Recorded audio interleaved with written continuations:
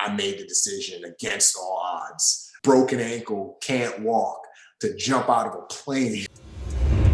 Because I remember a story in the book where at some point you had to jump a bunch of times and you actually sprained your ankle, and and you tried to hide it. You didn't want to show anyone that you sprained your ankle, right? Because you're like, I just want to get it over with. Actually, can you share that story? Because this is interesting, because this is this ability of, looking at the temporary pain and rationalizing in your head, listen, buddy, you're gonna feel some pain, but this is for the greater good. Just go after it and do what you gotta do. Can you share that story? Because that's powerful. So static line is, I'll set up this way. Static line jumping is different from free fall jumping, which is skydiving, in the sense that with free fall, you jump out of the plane, you free fall to the ground, and when the time comes, you open your parachute, and you have so much control in the parachute, of a free fall parachute. You pull right, you immediately swing right and turn right, and the harder you pull, the harder to turn. You pull left a little bit, you're gonna turn left a little bit. You pull all the way down, you're gonna turn fast. You pull both brakes at the same, both toggles out at the same time. That's your brakes, right? And so there's so much canopy control with a free fall parachute. It's not the same with a static line parachute.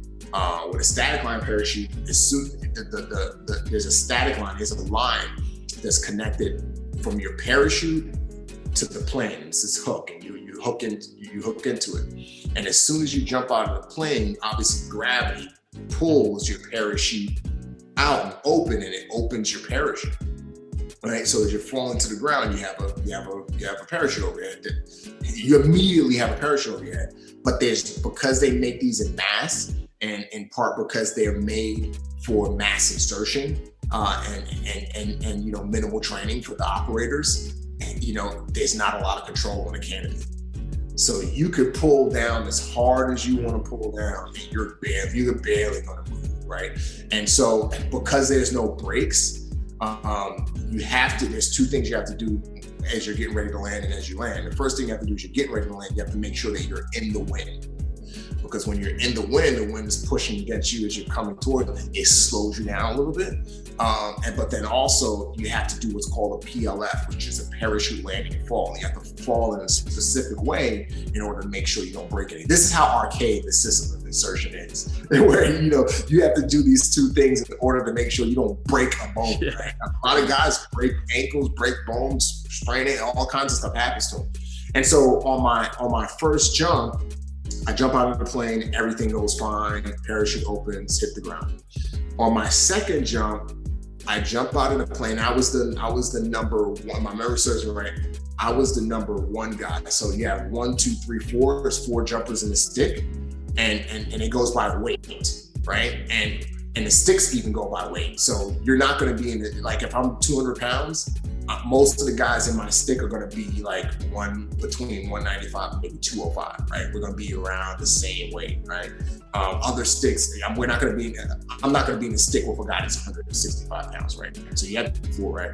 And so on my second jump, I was the number one guy because I was the heaviest guy. Well, we thought I was the heaviest guy. And it was number 2 guy, 3 guy, 4 guy. I jump out of the plane.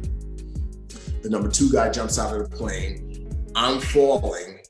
As we get closer to the ground, I don't realize that the number 2 guy passed me because you're spread out, right? You're spread out, and you're so far away by that time. Your parachute's open. You're so dispersed that you really can't tell from the distance. It's hard to explain, but you really can't tell that somebody's higher than you, lower than you. You almost look like you're around the same level. 1 and 2. If they get to that point, and 2, because you can't look all the way around, you can't really see the people behind you, right? And so I was the number 1 guy, and the number 2 guy fell past me for some reason because he maybe ate an extra cheeseburger at that point, and I became the number 2 guy. And he became the number 1 guy, but we didn't know that. Yeah. And so the instructors, as we're getting closer to the ground, the instructors start yelling, one guy, number 1 guy, because we have on radios, says, turn into the wind. And I'm like, I'm already in the wind. There's no need for me to turn into the wind. And as we get closer and closer to the ground, he starts screaming even more frantically. One guy, which I thought I was a one guy, you need to turn into the wind now. You need to turn into the wind now. And the wind's in my face. But this being my second jump, I said to myself, maybe he knows something I don't know. Maybe I am, maybe I'm not in the wind like I think I am. And so I begin to pull on my toggle as hard as I can. And as I pull, I begin to gradually turn. But the winds were so high that day that when I got to a certain point, I immediately turned. So the wind just blew, like the winds were dangerously high that day. And so now I'm out of the wind. I realize I'm out of the wind. And I'm like trying to convert back, but it's too late because what could have happened if I would have landed sideways, that would have been even worse. So I decided, you know what, I'm already at the wind to my back. There's no way I'm going to make it if all the way back around. I'll land sideways and I'll break my hips. It'll be a bad situation. And so I hit the ground and fast and hard. Like, I mean, I dropped. I was going fast to the point where I knew I was going to die, but I knew I was going to break something. As soon as I hit the ground, I heard my right ankle snap, crackle, and pop. And I would later find out that I split the medial malleolus, which is the bone of stability in your right ankle. I split that bone right in half. Oh shit! So actually split it. Oh wow. Okay. I thought he sprained it.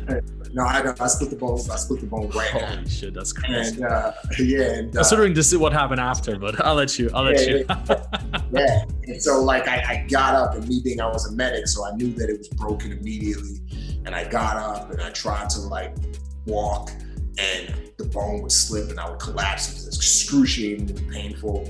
And then as I was walking to the check-in station, walking, because so many people get injured on static line that you're supposed to run. Yeah, you're not supposed just to so walk. they know you're okay. Yeah. So they know you're okay. And I'm walking into the check-in station. I had to make a decision. Do I do my last two jumps and potentially never have to do a static line ground jump again?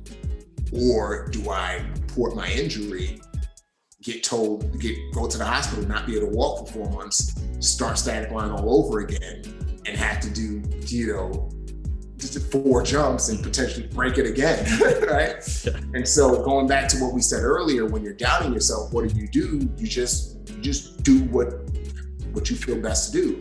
And so when I got to the check-in station, the medic said to me, "Why are you walking? You're supposed to be running.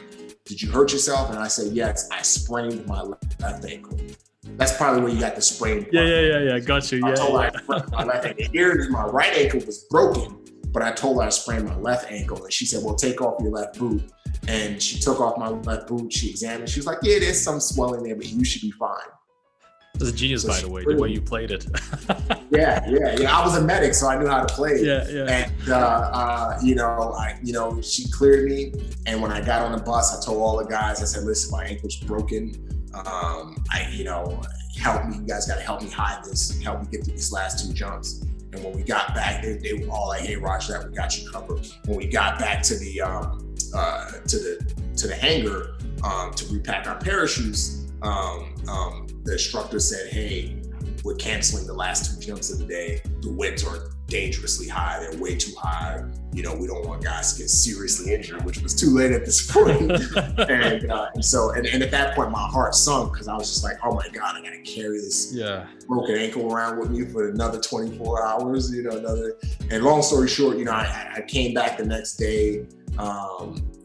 I had to do a test in order. I won't give it away. It's in the book, but I had to do a test in order to prove that I wasn't injured. I passed that test painfully, and then got some help to help me get through that test. And then I did my last 2 jumps and made that decision to do my last 2 jumps. And it was hard, but I did them and I passed. And then I revealed my injury to the instructors, went to the hospital, and I couldn't walk for 4 months.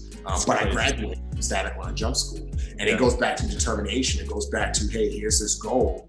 And, are you going to doubt that you can't achieve that goal? Or are you going to just do what you got to do to get to that goal? Mm-hmm. And I made the decision against all odds, broken ankle, can't walk, to jump out of a plane on that And you know, and I never, truth be told, I never did a static line ground jump for the rest of my career. I did a static line water jump, which is different because, you know, it doesn't impact quite like the ground, but I never did a static line ground jump ever again. All right, so if you are still watching this video, the chances are you really enjoyed it. And if that's the case, well, first of all, thank you for your time, but also make sure that you subscribe and click on that little bell notification button. The simple reason is that if you don't click on it, you may not get notified when I publish new videos. Once again, thank you so much and have an amazing day.